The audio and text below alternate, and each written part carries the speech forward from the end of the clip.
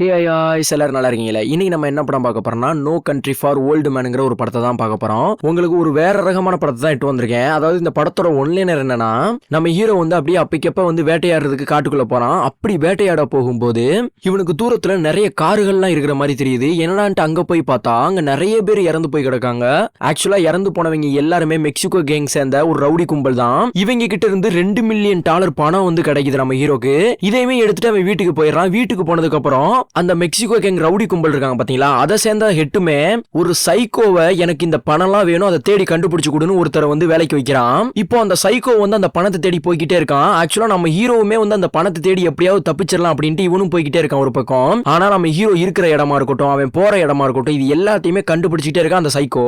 இந்த சைக்கோ பாக்குற எல்லாத்தையுமே வெறித்தனமா சுட்டு கொள்றான். இவங்கிட்ட இருந்து நம்ம ஹீரோ எப்படி தப்பிச்சான்? அது மட்டும் இல்ல, இந்த சைக்கோ வேற போலீஸ்காரங்க வந்து தேடிக்கிட்டு இருக்காங்க. இந்த போலீஸ்காரங்க கையில அந்த சைக்கோ சிக்குனாங்கிறதையும், அது மட்டும் இல்லாம இந்த படத்துல இன்னும் ட்விஸ்டோட சுவாரஸ்யமா இந்த படத்தை கொண்டு போயிருப்பாங்க. இந்த படம் எப்படி இருக்குங்கிறத நம்ம டைரக்டா படத்துக்குள்ள போய் பார்த்தறலாம். நம்ம சேனலை சப்ஸ்கிரைப் பண்ணலாம், மறக்காம சப்ஸ்கிரைப் பண்ணிருங்க, பெல் பட்டனை கிளிக் பண்ணிருங்க. இப்ப படத்துக்குள்ள போலாம் வாங்க. ஸ்டார்டிங்ல பாலைவன மலைப்பகுதியை தான் காமிக்கிறாங்க. அதுல ஒரு வாய்ஸ் மட்டும் கேக்குது. இந்த உலகத்துல காலங்கள் மாறி போச்சு, குற்றங்கள் ரொம்ப அதிகமா இருக்குது, யாராலையும் நார்மலா வெளியே போக முடியல, வெளியே போனா ஒன்னு சாகுறாங்க, இல்ல துன்பப்படுறாங்க, இல்ல காயப்படுறாங்க, இந்த மாதிரி தான் இருக்குது அப்படிங்கிற மாதிரி ஒரு வாய்ஸ் மட்டும் கேக்குது நமக்கு.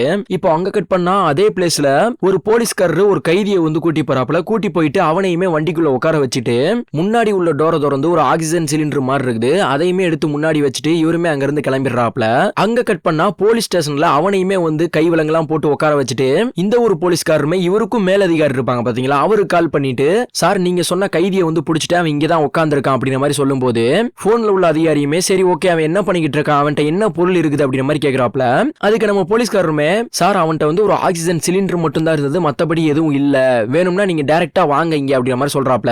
சரி ஓகே நானும் வரேன் அப்படின்னு சொல்லிட்டு போனையுமே கட் பண்ணிடுறாங்க. இப்படி பேசிக்கிட்டு இருக்கும்போது போலீஸ்காரனுக்கு பின்னாடி உள்ள அந்த ஒரு கைதியுமே போலீஸ்காரன் பக்கமா கொஞ்சம் கொஞ்சமா நடந்து வரான். இவனுக்கு கை விலங்கு வேற போட்டிருக்கு, அது வசமா இருக்கிறனால அந்த போலீஸ்காரனோட கழுத்தை நெரிச்சு கொன்னுடுறான் அதே இடத்துல. யார்டா ராஜு இப்படி கொடூரமா கொன்னுகிட்டு இருக்கான் அப்படின்னு கேட்டீங்கன்னா, அதாவது இந்த படத்தோட எனிமியே இவன் தான். இவன் பேர் வந்து சிகூர். இவன் வந்து ஒரு சைக்கோ. இந்த ஒரு சைக்கோவுமே அவனை கொன்னுட்டு ரத்தமா இருக்கிற அவன் கையையுமே அப்படியே நல்லா கழுவிட்டு அவனுமே அங்க இருந்து கிளம்பிடுறான். அங்க கட் பண்ணா இங்க ஒரு போலீஸ்காரருமே முன்னாடி உள்ள ஒரு ஸ்ட்ரேஞ்சர் காரையுமே வந்து சைலண்ட் சவுண்ட் போட்டு நிறுத்துறாங்க. அந்த போலீஸ்காருக்குள்ள இருந்து யாரு இறங்கி வரான்னு பார்த்தோம்னா இந்த ஒரு சைக்கோ தான் இறங்கி வரான். இவன் இறங்கி வந்ததுமே இவனை பார்த்ததுமே அந்த பெரிய ஒரு காருக்குள்ள இருந்து இறங்கி வந்துடுறாப்ல. என்னாச்சு தம்பி, எதுக்காக என் காரை நிறுத்துனீங்க அப்படிங்கிற மாதிரி கேட்கும்போது அதுக்கு அந்த சைக்கோவுமே எனக்கு இப்போ கார் வேணும், இந்த கார் எனக்கு அர்ஜென்டா தேவைப்படுது அப்படிங்கிற மாதிரி சொல்றான். தம்பி நீ என்ன உன் சொந்த கார் மாதிரி கேட்டுக்கிட்டு இருக்க, காரெல்லாம் கொடுக்க முடியாது போடா அப்படிங்கிற மாதிரி சொல்றாப்ல. அதுக்கு இந்த சைக்கோவுமே அவன் கையில ஒரு ஆக்சிஜன் சிலிண்டர் இருக்கும் பாத்தீங்களா, அதையுமே அப்படியே பைய எடுத்து அவன் நெத்தியில வச்சு பிரஸ் பண்ணுவான் பாருங்க. அவ்வளவுதான், அந்த வயசானவருக்கு அதே இடத்துல சோழி முடிஞ்சிருச்சு. ஆக்சுவலா இது வந்து கன்னு போல. இப்ப அங்க இருந்து அந்த ஒரு பெரிய ஒரு காரையுமே எடுத்துட்டு போயிடுறான். இப்ப அங்க கட் பண்ணா இங்க ஒருத்தர் ஸ்கோப் போட்டு பாத்துக்கிட்டு இருக்கான் பாத்தீங்களா. ஆக்சுவலா இவன் தான் நம்மளோட ஹீரோ. நம்ம ஹீரோ பேர் வந்து மாசு. நம்ம ஹீரோவுமே மான்கள்லாம் வேட்டையாடுறதுக்காண்டி பாத்துக்கிட்டே இருக்கும்போது டப்புன்னு சுட்டுறான். சுட்டதுமே எல்லா மான்களும் ஓடி போயிருச்சு. அடங்கொய்யால என்னடா ஆச்சு, ஒரு மான் கூட நம்ம சுடலையா அப்படின்ட்டு சரி நம்ம அங்க போய் பாப்போம் அப்படின்ட்டு நம்ம ஹீரோவுமே அப்படியே பையா பையா அந்த இடத்துக்கு போய் நடந்து பாக்குறான். ஆனா அந்த இடத்துல எதுவுமே சத்து கிடக்கல, ஆனா பிளட் மட்டும் இருக்குது. இத பார்த்து ரொம்பவுமே டவுட் ஆயிட்டு சுத்தி முத்தி பாத்துக்கிட்டு இருக்கும்போது தூரத்துல ஒரு நாய் நொண்டி நொண்டி போய்கிட்டு இருக்குது. அதாவது நம்ம ஹீரோ ஷூட் பண்ணா பாத்தீங்களா, அது இந்த நாய் மேலதான் பட்டிருக்குது. ஆனா இப்ப நம்ம ஹீரோக்கு ஒரு பெரிய டவுட், இந்த வறண்ட பகுதிக்குள்ள எப்படி நாய் உள்ள வந்துச்சு அப்படிங்கிற மாதிரி அந்த நாயை பின்தொடர்ந்தே போறான். இப்படி பின்தொடர்ந்து போகும்போது இவனுக்கு தூரத்துல நிறைய கார்கள்லாம் இருக்கிற மாதிரி தெரியுது. என்னடா இவ்வளவு கார் நிக்குது அப்படின்ட்டு இவனுமே ஆச்சரியப்பட்டு போய் அந்த கார் பக்கத்துல போய் பார்த்தா ஒருத்தனுக்கு ஒருத்தன் மாத்தி மாத்தி சுட்டு செத்து போய் கிடக்காங்க. இத பார்த்து மிரண்டு போயிடறான் நம்ம ஹீரோ. என்னடா இப்படி இருக்குது அப்படின்ட்டு அப்படியே சுத்தி பார்த்துட்டு அங்க உள்ள ஒரு கார் டோரையுமே திறக்கிறான். திறந்து பார்த்தா ஒருத்தன் அரகுற உயிரோட இருக்கான். அந்த அடிபட்டவனுமே எனக்கு தண்ணி கொடுங்க ப்ளீஸ், எனக்கு கொஞ்சம் போல தண்ணி கொடுங்க அப்படிங்கிற மாதிரி கேட்டுக்கிட்டு இருக்கான். ஆனா இவன் கொடுக்கவே மாட்டான். அங்க உள்ள கண்ணையுமே எடுத்துட்டு பக்கத்துல ஒரு ட்ரக் இருக்குது, அதுலயுமே போய் பாக்குறான். அதுல ஃபுல்லா பார்த்தா பண்டல் பண்டலா கொக்கைன் இருக்குது. ஆனா இதை எதுவுமே கண்டுக்காம திரும்பவும் அந்த அடிபட்டவன் கிடந்தான் பாத்தீங்களா, அந்த காருக்குள்ள வந்து உங்கள செத்தவங்க இவ்வளவு பேர் தானே, இல்ல இன்னும் யாராவது இருக்காங்களா, இதுல மெயின் ஆள் யாரு அப்படிங்கிற மாதிரி கேட்கும்போது எனக்கு அதை பத்தி எதுவும் தெரியல அப்படிங்கிற மாதிரி சொல்லிடுறான். இப்ப நம்ம ஹீரோ அவன்கிட்ட உள்ள பைனாகுலர் வச்சு சுத்தி முத்தி பாத்துக்கிட்டு இருக்கான். அப்படி பார்க்கும்போது மரத்துக்கு பின்னாடி யாரோ ஒரு தாள் உட்கார்ந்துருக்கிற மாதிரி நல்லா தெரியுது. யாரா இவன் தன்னத்தனியா உட்கார்ந்துருக்கான். நம்ம ஹீரோமே அப்படியே பக்கத்துல போய் பாக்குறான். பக்கத்துல போய் பார்த்தா அவனுமே செத்து போய் தான் கிடக்கான். ஆனா அவன் பக்கத்துல ஒரு பெட்டி இருக்கு தெரியுமா, அந்த பெட்டியை ஓபன் பண்ணி பார்த்தா அதுல நிறைய அமெரிக்கன் டாலர் பணங்கள் வந்து கிடக்குது. கிட்டத்தட்ட $2 மில்லியன் இருக்குது. அவ்வளவுதான், பணத்தை பார்த்தா வாயை பிளந்துருவாங்க சொல்லுவாங்க, அந்த மாதிரி வாயை பிளந்துடுறான். நம்ம ஹீரோவுமே அந்த பணப்பெட்டியை தூக்கிட்டு அங்க இருந்து அவன் வீட்டை பார்த்து போயிடுறான். நம்ம ஹீரோவுமே அவன் எடுத்து துப்பாக்கி எல்லாத்தையுமே மறைச்சு வச்சுட்டு அவனுமே வந்து வீட்டுக்குள்ள போறான். வீட்டுக்குள்ள போகும்போது இந்த பெட்டி ஏது எங்க இருந்து வந்தது அப்படிங்கிற மாதிரி ஒரு வாய்ஸ் கேக்குது. அது வேற யாரும் கிடையாது, நம்ம ஹீரோவோட ஒய்ஃப் தான். இந்த உட்கார்ந்திருக்கா பாத்தீங்களா, இவ பேர் வந்து ஜீனு. நம்ம ஹீரோவுமே இதெல்லாம் உனக்கு தேவையில்லாத, இதுல தலையிடாத அப்படிங்கிற மாதிரி சொல்லிடுறான். நான் ஏன் தலையிட கூடாது, அந்த பெட்டியில என்ன இருக்குது எனக்கு தெரிஞ்சே ஆகணும் அப்படிங்கிற மாதிரி சொல்லும்போது நம்ம ஹீரோ அதுக்கு மறுத்துறான். இல்ல அதை பத்தி தெரியறதுக்கு உனக்கு அவசியம் இல்ல அப்படிங்கிற மாதிரி சொல்லும்போது சரி ஓகே எனக்கு அவசியம் இல்லதான், நான் இப்படியே இருந்துக்கிறேன் அப்படிங்கிற மாதிரி அவங்க ரெண்டு பேரும் அப்படியே பேசிட்டு அன்னைக்கு நைட்டு நல்லா தூங்குறாங்க. இப்படி தூங்கிக்கிட்டே இருக்கும்போது நம்ம ஹீரோக்கு டப்புன்னு முழிப்பு தட்டிடுது. ஏன் இவனுக்கு வந்து உறக்கம் வர மாட்டுதுன்னா, பணத்தை பார்த்ததும் வாயை பழந்துகிட்டு பணத்தை எடுத்த நம்ம ஹீரோக்கு உயிருக்கு போராடிக்கிட்டு இருந்தவனுக்கு காவாய் தண்ணி கூட கொடுக்கல.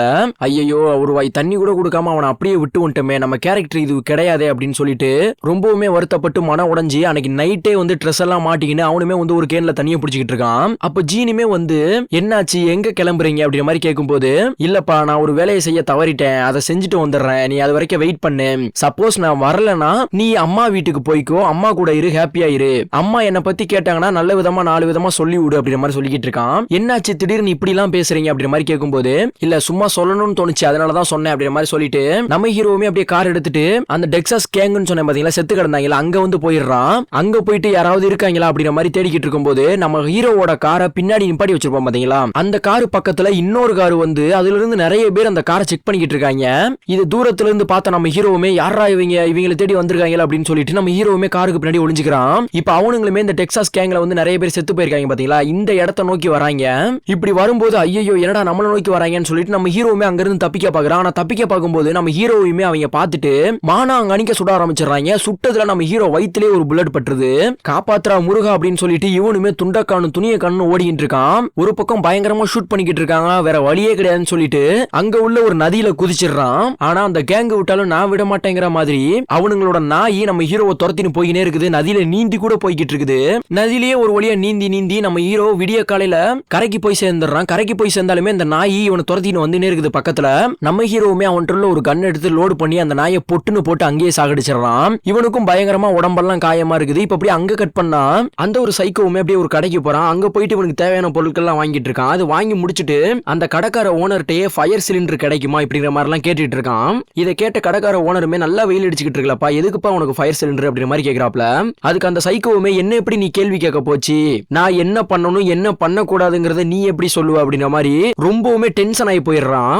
இல்லப்பா உன எதுவும் சொல்லலப்பா, சாரிப்பா மன்னிச்சுக்கோப்பா, சும்மாதான்ப்பா கேட்டேன், மத்தபடி வேற ஒண்ணும் கிடையாது, நான் கடையை போட்டு போறேன் போ அப்படின்னு சொல்றான். போறதுக்கு முன்னாடி இந்த சைக்கோவுமே ஒரு காயின் எடுத்து ஹெட்டா டைலான்னு போட்டு பாக்குறான். போட்டு பார்த்ததுக்கு அப்புறம் ஹெட் வந்திருக்கா டெய்ல் வந்திருக்காங்கிற மாதிரி அந்த கடைக்கார ஓனர்கிட்ட கேட்கிறான். அவருமே வந்து ஹெட் வந்திருக்குன்னு சொல்றாப்ல. நம்ம ஹீரோமே அப்படியே பைய கையெடுத்து பாக்குறான், ஹெட் தான் விழுந்திருக்குது. நல்ல வேலை இவர் உயிர் தப்பிச்சாப்ல, கடவுள் புண்ணியத்துல நீ தப்பிச்சிட்ட அப்படின்னு சொல்லிட்டு அந்த சைக்கோவுமே அங்கிருந்து நடந்து போயிடுறான். இன்னொரு பக்கம் நம்ம ஹீரோ அங்கிருந்து காயத்தோட வீட்டுக்கு வந்து காயத்தை சரி பண்ணிக்கிட்டு இருக்கும்போது நம்ம ஹீரோவோட ஒய்ஃப் ஜீனுமே என்னாச்சு எதுக்காக இப்படி காயங்கள்லாம் இருக்குது அப்படிங்கிற மாதிரி கேட்கும்போது, அது ஒண்ணும் கிடையாது, அது சின்ன பிரச்சனை, நான் உன்கிட்ட ஒன்னு சொல்லணும், நீ ஒரு பெட்டியில என்ன இருக்குன்னு கேட்டல ஜீன், அந்த பெட்டிக்குள்ள $2 மில்லியன் இருக்குது, நான் வேட்டையாட போகும்போது இந்த பெட்டி கிடந்துச்சு, அங்க நிறைய பேர் செத்தும் போயிருந்தாங்க, அதனால இந்த பணத்தினால நமக்கு என்ன வேணாலும் பிரச்சனை வரலாம், அதனால நீ உங்க அம்மா வீட்டுக்கு போயிரு, உனக்கு அங்கதான் சேஃபா இருக்கும், கண்டிப்பா இந்த பெட்டியை தேடி யாராவது வருவாங்க, அதனால இந்த பிரச்சனை எல்லாமே முடிஞ்சதுக்கு அப்புறம் உன்னை கூப்பிடுறேன், நீ இங்க வா, நம்ம 2 பேரும் சந்தோஷமா வாழுவோம் அப்படிங்கிற மாதிரி சொல்லி அவளையுமே அனுப்பி விட்டுறா. இன்னொரு பக்கம் பார்த்தோம்னா இங்க ஒரு போலீஸ்காரர் இருக்காரு பாத்தீங்களா, இவர் பேர் வந்து ஷெரீஃப். ஆக்சுவலா இந்த கேஸை வந்து இவர் தான் கையில் எடுத்திருப்பாப்ல. இவருமே அவரோட 2 குதிரைகளை வந்து வண்டியில ஏத்திக்கிட்டு இவங்களுமே அந்த சம்பவம் நடந்திருக்கு பாத்தீங்களா, அந்த ஒரு இடத்துக்கு போறாங்க. அந்த இடத்துக்கு போயிட்டு அங்க ஒரு கார் எரிஞ்சுக்கிட்டு இருக்குது. அந்த கார் என்ன பிரச்சனைன்னு பார்த்ததுக்கு அப்புறம் வண்டியை நிப்பாட்டிட்டு குதிரையில வந்து ஏறி போய்கிட்டு இருக்காங்க. எங்க சம்பவம் நடந்த இடத்துக்கு தான். ஆக்சுவலா இவங்க இருக்கிறது வறண்ட பகுதினால வண்டியில எல்லாம் போக முடியாது. அப்படி போனாலும் பெட்ரோல் காலியாயிருச்சுன்னா நமக்கு தான் சிரமம். சரி வாடா குதிரையிலே போயிருவோம்ட்டு இவங்களுமே போய் பாக்குறாங்க. அங்க நிறைய பேர் செத்து கிடக்காங்க. எல்லாத்தையுமே வந்து செக் பண்ணிக்கிட்டு இருக்கும்போது ஆக்சுவலா நம்ம ஹீரோ வந்தப்போ அந்த ஒரு வண்டியில நிறைய மூட்டையா கொக்கைன் இருந்ததை பார்த்திருப்போம். ஆனா இந்த போலீஸ்காரன் பார்க்கும்போது ஒரு மூட்டையும் இல்ல, அந்த கொக்கைனோட மிச்சம் மீறி தான் இருக்குது. அதை வச்சே கண்டுபிடிச்சிடுறாங்க இவங்க ரொம்பவுமே கொடூரமானவங்க அப்படிங்கிற மாதிரி.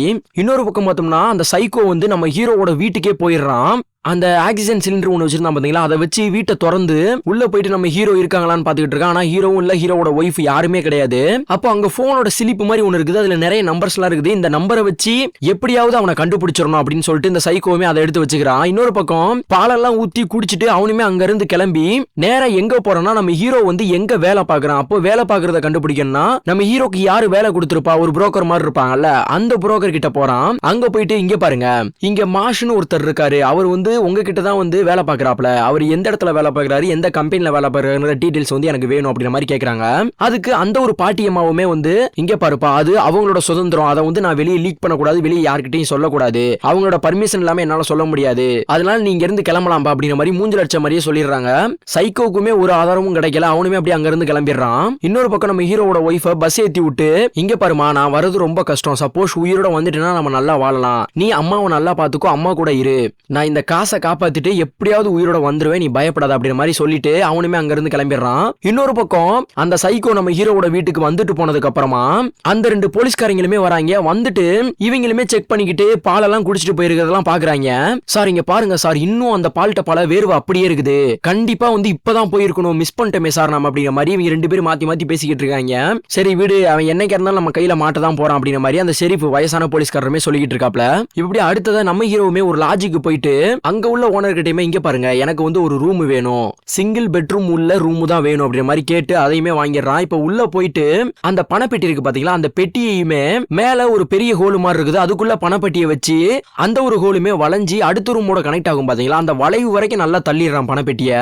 இப்படி எல்லாத்தையுமே மறைச்சு வச்சிடறான். இன்னொரு பக்கம் பார்த்தோம்னா அந்த சைக்கோவால கண்டுபிடிக்க முடியலன்னு சொல்லிட்டு இந்த மெக்சிகோ கேங் இருக்காங்களா, அதுல ஒரு 2 பேரு அந்த ஒரு சைக்கோவை கூட்டிட்டு வந்து இங்க பாருப்பா $2 மில்லியன், அதை நீ கண்டுபிடிச்சு கொடுத்தனா உனக்கு எவ்வளவு நாளும் காசு தரோம், எப்படியாவது நீ அவங்கள கண்டுபிடிச்சிரு, கண்டுபிடிக்கிறதுக்கு நீ ரொம்ப வந்து கஷ்டம்லாம் பட வேணாம், இந்த இருக்கு பாத்தியா வாக்கி டாக்கி மாதிரி, அந்த பணப்பெட்டியில ஒரு டிராக்கர் நாங்க வச்சிருக்கோம், இந்த மிஷின் வந்து அந்த பணப்பெட்டி எங்க இருக்குதுங்கிறதுக்கு உனக்கு இந்த மிஷின் வந்து ஹெல்ப் பண்ணும், அதனால இதை நீ கையில வச்சுக்கோ அப்படின்னு சொல்லி கொடுத்துறாங்க.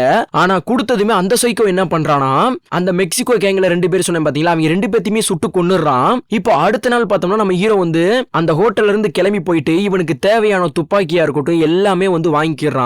இந்த துப்பாக்கிலாம் வாங்கி முடிச்சிட்டு திரும்பவும் அந்த ஹோட்டல் போயிட்டு அந்த ஹோட்டலோட மேனேஜர் இருப்பாங்களா அவங்க கிட்ட போயிட்டு, இங்க பாருங்க மேடம், நேத்து எனக்கு சிங்கிள் பெட்ரூம் வந்து கொடுத்தீங்க, இன்னைக்கு எனக்கு அது இல்லாம டபுள் பெட் இருக்கிற மாதிரி ஒரு ரூம் வேணும், முக்கியமா நான் எடுத்தேன் பாத்தீங்களா இப்போ ரூம், அந்த ரூம் பக்கத்திலேயே ஒரு ரூம் வேணும் அப்படிங்கிற மாதிரி சொல்லி அந்த ரூமையும் வாங்கிடுறான்.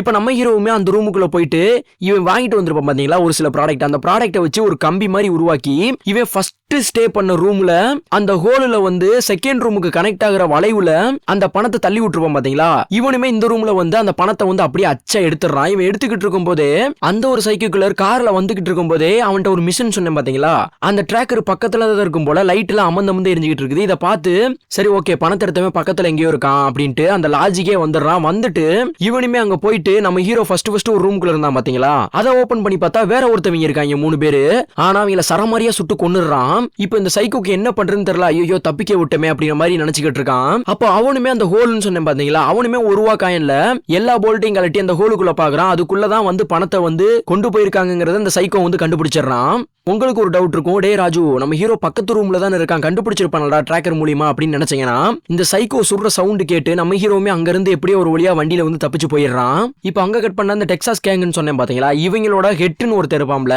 அவனுமே வந்து ஒரு ஏஜென்ட் மாதிரி ஒருத்தனை கூப்பிட்டு இங்க பாருப்பா என்னோட 2 மில்லியனை வந்து யாரோ ஒருத்தன் எட்டு போயிட்டான், அதை கண்டுபிடிக்கிறதுக்காண்டி சிகுர்னு ஒரு சைக்கோ வந்து வச்சேன், ஆனா அவன் எங்காலையே கொன்னுட்டு அவன் அந்த பணத்தை எடுத்துட்டு ஓடுறதுக்காண்டி அவன் கண்டுபிடிச்சுக்கிட்டு இருக்கான் அவங்கள, நீ அந்த பணத்தை எடுக்கிறவனை கண்டுபிடிக்கிறையோ இல்லையோ அந்த சைக்கோ வந்து நீ கண்டுபிடிக்கணும், அந்த சிகுருங்கிறவனை வந்து கண்டுபிடிச்சு அவனை சாகடிச்சா கூட எனக்கு பிரச்சனை கிடையாது, அவன் பணத்தை எங்க அண்ணால பார்க்கணும் அப்படிங்கிற மாதிரி சொல்லிக்கிட்டு இருக்கான். இது எனக்கு கூடிய சீக்கிரத்துல பண்ணி கொடு அப்படிங்கிற மாதிரி அந்த ஏஜென்ட்டை வந்து சொல்லிடுறான். இன்னொரு பக்கம் நம்ம ஹீரோ அங்க இருந்து தப்பிச்சு போனால, அங்க இருந்து போயிட்டு இன்னொரு ஒரு லாட்ஜுக்கு போயிட்டு அங்க உள்ள ஓனர்ட்ட சார் எனக்கு ஒரு ரூம் வேணும் அப்படின்னு சொல்லிட்டு அந்த ரூமையுமே வாங்கிடுறான். வாங்கினதுக்கு அப்புறம் எக்ஸ்ட்ரா காசு கொடுத்து என்ன தேடி யாராவது வந்தாங்கன்னா உடனே எனக்கு இன்ஃபார்ம் பண்ணுங்க, அதுக்காண்டி தான் இந்த காசு வச்சுக்கோங்க, இதுக்கு மீறியும் கூட தரேன் அப்படிங்கிற மாதிரி சொல்லி அவங்கள கைக்குள்ள போட்டுக்கிறான். இப்போ நம்ம ஹீரோவுமே போயிட்டு ரூமுக்குள்ள எல்லாம் செட் பண்ணிட்டு நல்லா தூங்கிட்டு இருக்கும்போது என்ன நடந்ததுங்கிறத நினைச்சு பாக்குறான். அப்பதான் இவனுக்கே புரியுது நம்மள தேடி எப்படி அந்த லாஜிக்கு வந்திருப்பான் அப்படிங்கிற மாதிரி தான் புரியுது. அப்பதான் லைட்டை போட்டு விறுவிறுன்னு அந்த பணக்கெட்டுக்குள்ள ஏதாவது இருக்கா அப்படிங்கிற மாதிரி பாத்துக்கிட்டு இருக்கும்போது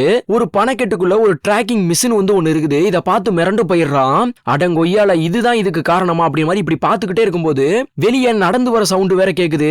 அப்போ கண்டிப்பா நம்மள தேடி தான் வருவான் அப்படின்ட்டு நம்ம ஹீரோவுமே கதவுக்கு நேரா ஒரு பெரிய துப்பாக்கியை வச்சு நின்னுகிட்டு இருப்பான். இப்படி இப்படி பாத்துக்கிட்டே இருக்கும்போது வெளியே இருந்த சைக்கோவுமே கதவு நோக்கி ஒரு ஷூட் பண்றான். ஷூட் பண்ணதுல நம்ம ஹீரோவோட வயித்திலேயே பட்டுருது. ஆனா பட்டாலும் நம்ம ஹீரோ பட்டுன்னு சுட்டதுல அவன் வெளியே நின்னுகிறான். இதுதான்டா நல்ல சான்ஸ் அப்படின்ட்டு நம்ம ஹீரோவுமே அந்த பணக்கட்டை எடுத்துட்டு ஜன்னல் வழியா ஏறி குதிச்சு திரும்பவும் அந்த லாட்ஜுக்குள்ள போய் பாக்குறான். அதாவது அந்த ஓனர் இருக்காரான்னு. ஆனா ஓனரே சுட்டு கொண்டு இருக்கான் அந்த சைக்கோ. இத பார்த்து மிரண்டு போயிட்டு அடங்கொய்யால இங்க இருந்து எப்படியாவது தப்பிக்கணும் அப்படின்ட்டு நம்ம ஹீரோவுமே போயிட்டு சவத்துக்கு பின்னாடி மறைஞ்சி வரானா இல்லையாங்கிற மாதிரி பாத்துக்கிட்டு இருக்கான். ஆனா வராதனால நம்ம ஹீரோவுமே அங்கிட்ட ஆப்போசிட்ல வர ஒரு காரை நிறுத்தி, இங்க பாருங்க நான் உங்களுக்கு எக்ஸ்ட்ரா காசு கூட கொடுக்குறேன், நீங்க நான் சொல்ற இடத்துல இறக்கி விட்டுருங்க, என்னால உங்களுக்கு எந்த ஆபத்தும் கிடையாது அப்படிங்கிற மாதிரி சொல்லிக்கிட்டு இருக்கான். இப்படி சொல்லிக்கிட்டே இருக்கும்போது அந்த சைக்கோட் இருந்து வந்த புல்லட் அந்த கார் ஓட்டிட்டு வந்தாரு பாத்தீங்களா, அந்த காரோட ஓனர் அவரை சொல்லிய முடிச்சிருது.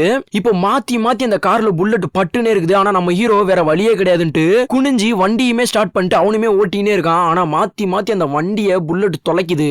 ஆனா ஒரு கட்டத்துக்கு மேல அந்த வண்டி போய் அப்படியே கார்லயே போய் இடிச்சிருது. ஏன்னா வண்டி டயர் எல்லாத்தையுமே பஞ்சர் ஆக்கி விட்டுருக்கான். இப்ப அடுத்ததான் நம்ம ஹீரோ என்ன பண்ணுவான், அப்படியே வண்டியில இருந்து இறங்கி ஆப்போசிட்ல உள்ள ஒரு வண்டிக்கு பின்னாடி போய் மறைஞ்சுக்கிறான். ஏன்னா அந்த சைக்கோ கண்டிப்பா அந்த கார் பக்கத்துல தான் வந்து நிற்பான். அப்படி நிக்கும் போது பெடதியோட ஒரு ஷூட் பண்ணோம்னா சோழி முடிஞ்சிரும் அப்படிங்கிறதுக்காக தான் ஒளிஞ்சிருக்கான். அதே மாதிரி அந்த சைக்கோ வந்து கார் பக்கத்துல நின்னு பாத்துக்கிட்டு இருக்கான். ஆனா நம்ம ஹீரோ இறங்கி நடந்து போயிருப்பான் பாத்தீங்களா, ஆக்சுவலா இவனுக்கு வயித்துல அடிபட்டிருக்கனால இவன் நடந்து போன அந்த கால் தடையெல்லாம் இருக்குது.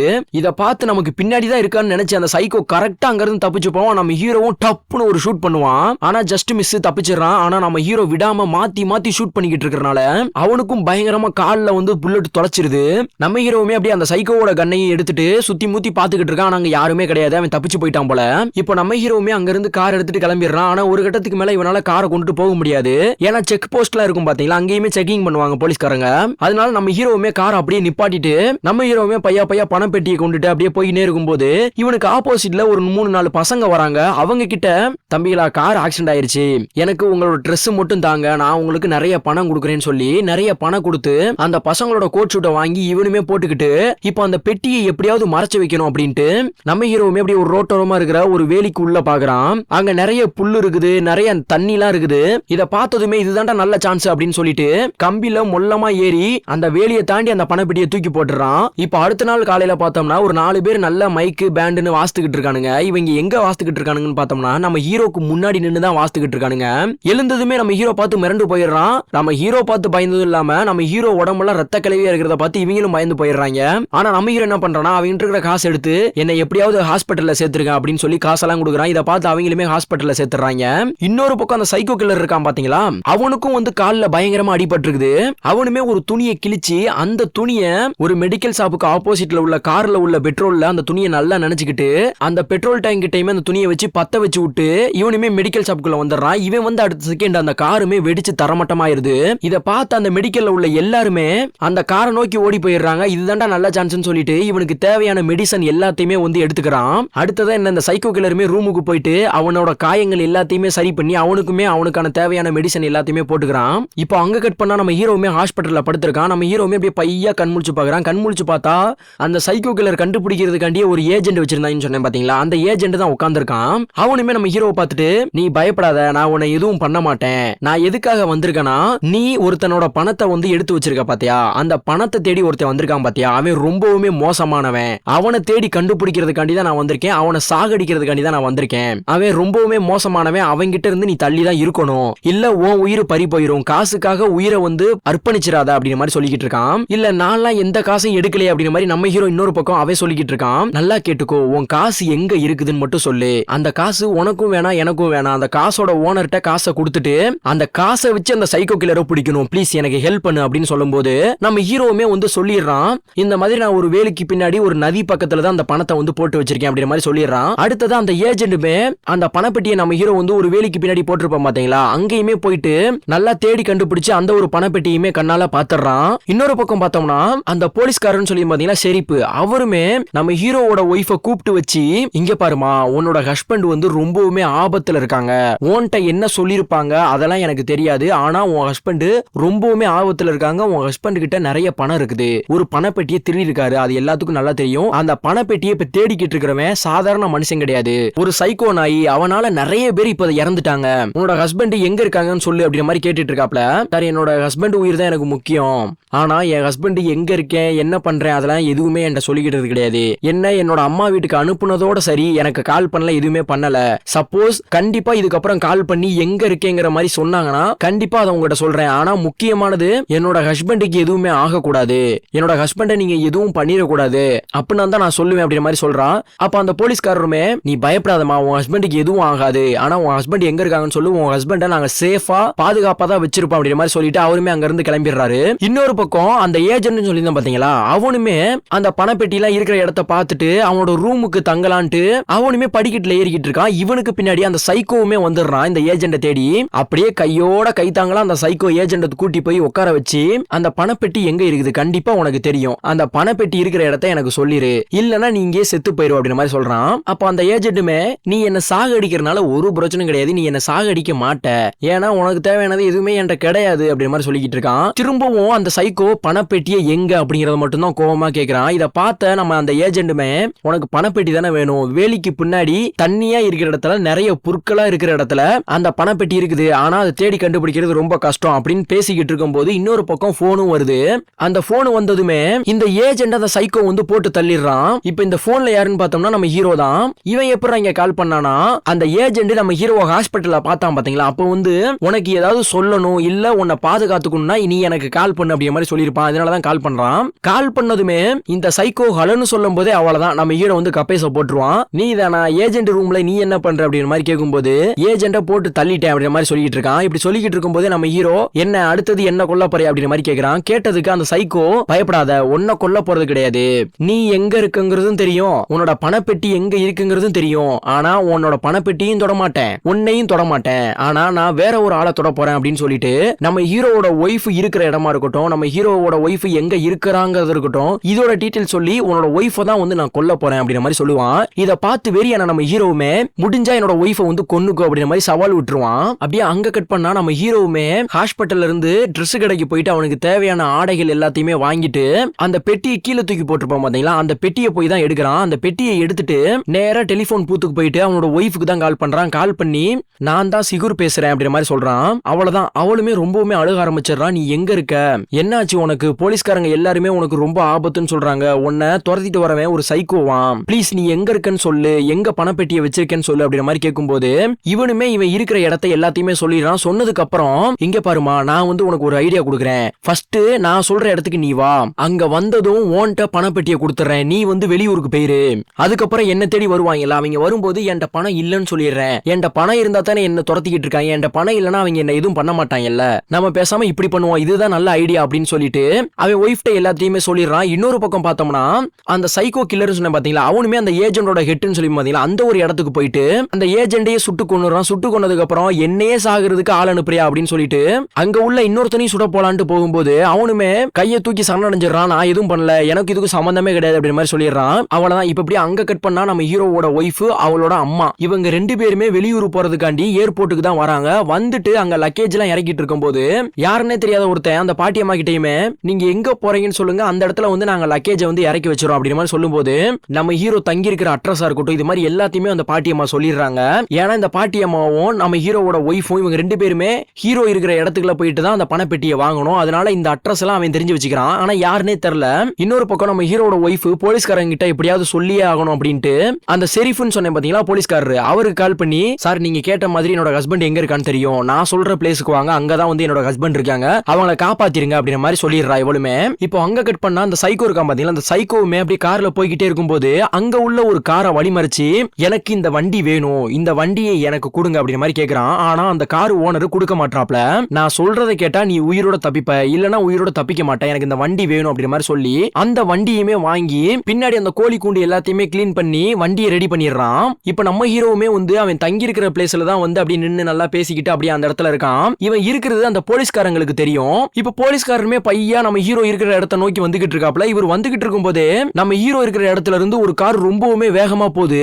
அது வேற யாரும் கிடையாது, அந்த சைக்கோ தான். போலீஸ்காரருமே விறுவிறுன்னு போய் பாக்குறாரு. அங்க நம்ம ஹீரோவை சுட்டு போட்டு போயிட்டாங்க. நம்ம ஹீரோ இருக்கிறது எப்படி அந்த சைக்கோக்கு தெரியும் கேட்டோம்னா அந்த பாட்டி அம்மா கிட்ட ஒரு ஸ்ட்ரேஞ்சர் வந்து அட்ரஸ் எல்லாம் கேட்டான் பாத்தீங்களா, அது வேற யாரும் கிடையாது, அந்த சைக்கோவோட ஆளு தான். இப்போ அந்த இடத்துக்கு நம்ம ஹீரோவோட ஒய்ஃபுமே வரா. வந்துட்டு அவளுமே கதறி கதறி அழுக ஆரம்பிக்கிறா. இப்போ இந்த போலீஸ்காரருக்குமே வந்து ஹீரோவோட ஒய்ஃப்ட சத்தியம் பண்ணிருக்காரு. அது மட்டும் கிடையாது, உன்னோட ஹஸ்பண்ட நாங்க காப்பாத்திரோம் அப்படின்னு சொல்லி சத்தியெல்லாம் பண்ணிருக்காரு. இது அவரோட மனசுக்குள்ள உறுத்திக்கிட்டு இருக்குது. இப்போ அன்னைக்கு நைட்டு எல்லா போலீஸ்காரங்களும் அந்த பிளேஸை எல்லாத்தையுமே கவர் பண்ணி அவங்களுமே அவங்க வேலையை பண்ணிக்கிட்டு இருக்காங்க.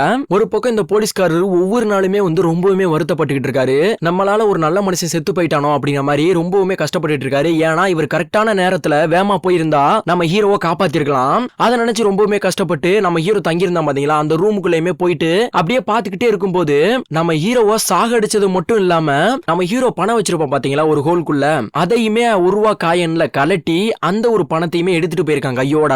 ஏன்னா அந்த காயினா இருக்கட்டும் நட்டா இருக்கட்டும் இது எல்லாமே கீழே விழுந்து கிடக்கிறத தெளிவா காட்டுறாங்க. இவ அப்படியே அங்க கட் பண்ணா நம்ம ஹீரோவோட ஒய்ஃப் ஜீன்னு சொன்னேன் பாத்தீங்களா, அவளோட அம்மாவுமே இறந்துட்டாங்க. அவங்களுக்குமே இறுதி சடங்கு முடிச்சிட்டு இவளுமே வீட்டுக்குள்ள வரதுக்கு முன்னாடி வீடு எல்லாமே ஓபன்ல இருக்குது. இவளுமே அப்படியே பையா நடந்து போய் பார்த்தா வீட்டுக்குள்ள அந்த சைக்கோ கில்லர் தான் உட்கார்ந்திருக்கான். அவனை பார்த்ததுமே நம்ம ஹீரோயினி மிரண்டு போயிட்டு, உனக்கு என்ன வேணுங்கிறத எல்லாத்துக்கிட்டேயுமே எடுத்துக்கிட்டல, இதுக்கப்புறம் என் உயிரை எடுக்கணுமா அப்படின்ற மாதிரி கேட்கும்போது எதுவுமே பேச மாட்டான். அந்த சைக்கோ கில்லருமே, நான் ஒன்னு சொல்றேன் நல்லா கேட்டுக்கோ, உன் ஹஸ்பண்ட் செஞ்ச தப்பு எல்லாருமே அனுபவப்படணும் அப்படிங்கிற மாதிரி சொல்லிட்டு ஒண்ணுமே வீட்டை விட்டு வெளியே வரான். இப்போ ஜீனை கொன்னு இருப்பானா இல்லையாங்கிறதா எனக்கு ஒரு டவுட்டா இருந்தது. உங்களுக்கு என்ன தோணுங்கிறத கமெண்ட் பாக்ஸ்ல கமெண்ட் பண்ணுங்க. எனக்கு தெரிஞ்சு ஜீனை கொன்னுட்டான். ஏன்னா இவன் ஒவ்வொரு தடவையும் கொல்லும் போதும் ரத்தக்கரை அவன் உடம்புல எங்க இருந்தாலும் கிளீன் பண்ணிடுவான். அதே மாதிரி அவனோட கால்ல போடுவான் பாத்தீங்களா சாக்ஸ், அதையுமே கழட்டி தூக்கி போட்டுறான். தூக்கி போட்டுட்டு இப்ப கார்ல அப்படியே அவன் பையா போய்கிட்டு இருக்கும்போது இவனோட காருக்கு பின்னாடி ஒரு 2 பசங்க சைக்கிள்ல வேகமா வராங்க.